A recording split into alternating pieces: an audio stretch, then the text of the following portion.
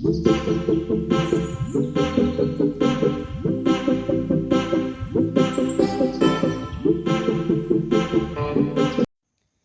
dans la séance d'aujourd'hui où nous allons introduire le cours de la statique qui sera présenté par Olivier Moutouye. Ce cours est ciblé principalement pour les technologues et les étudiants en sciences et technologies appliquées.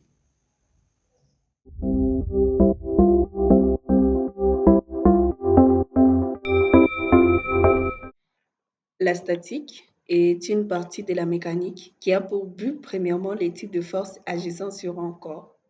Cette étude est faite indépendamment de mouvement. Notons que l'étude du mouvement est appelée la cinématique.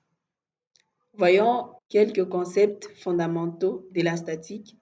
Premièrement, nous avons le point matériel et solide.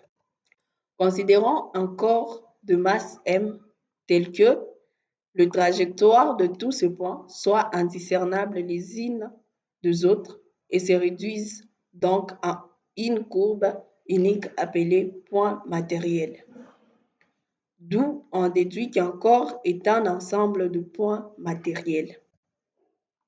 Dans cette présente partie de la mécanique de matériaux, on étudie essentiellement de corps solides peu déformables que l'on appelle solides. Un solide est donc un ensemble de points matériels dont les distances ne peuvent subir que de faibles variations. Un point matériel isolé a un mouvement rectiligne et uniforme à vitesse constante. Principe d'inertie et de Newton.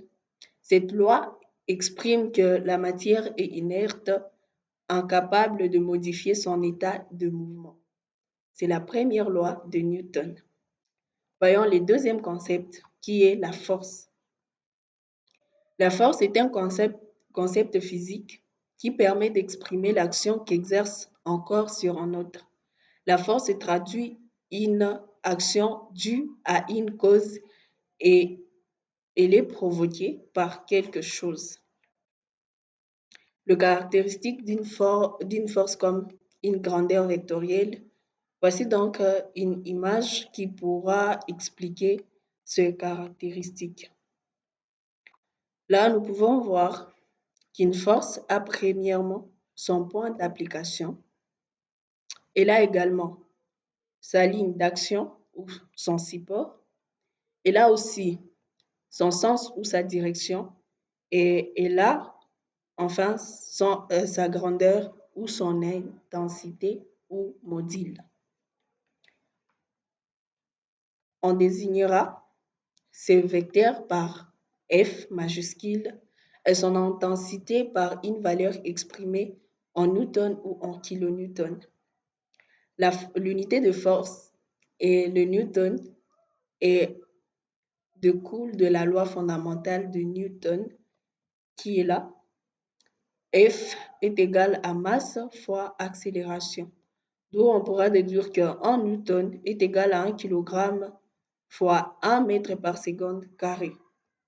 Anciennement, on pouvait déterminer la force par le kilogramme force qui est égal aussi à 1 kg fois 9,81 mètres par seconde carré.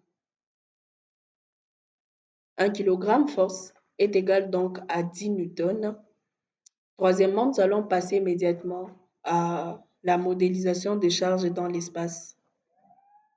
Premièrement, nous allons voir les charges concentrées qui sont dites d'une charge qui agit sur une très petite surface vis-à-vis de la dimension de la structure sur laquelle elle s'applique.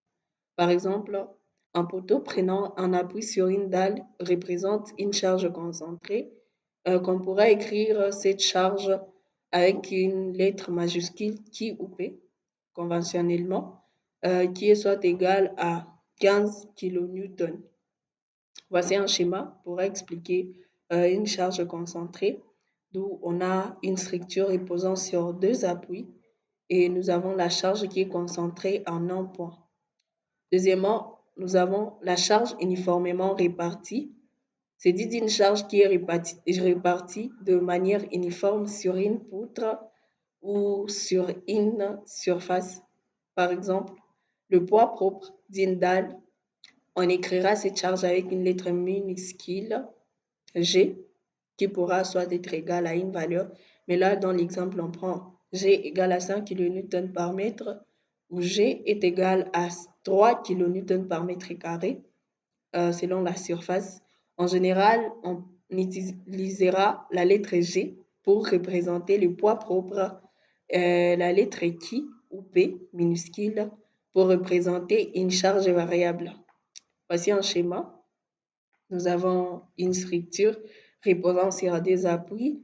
Nous avons les charges qui sont en train de parcourir linéairement la structure.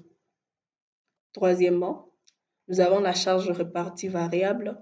C'est dit d'une charge qui est répartie sur une poutre ou sur une surface et qui varie en fonction de la position où l'on se trouve. Par exemple, la pression de l'eau sur un barrage, plus on est profond, plus la pression augmente. Graphiquement, on schématisera la force répartie variable comme si nous avons une charge qui est en train de varier selon la longueur de la structure. Donc, plus on avance, plus la charge augmente, ou bien plus on peut avancer, plus la charge peut diminuer. Quatrièmement, nous allons voir le force concourante comme planaire.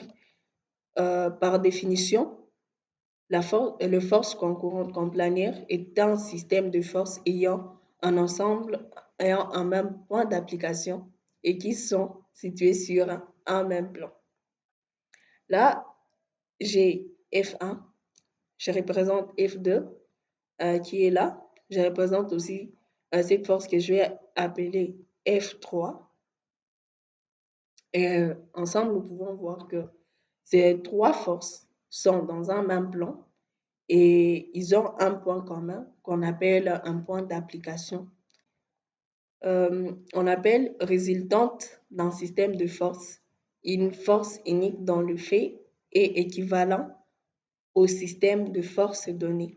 Ainsi, les forces agissant sur un corps peuvent être remplacées par une seule et unique force. Là, je vais représenter ceci. Je vais le représenter comme un système de force qui repose sur des appuis.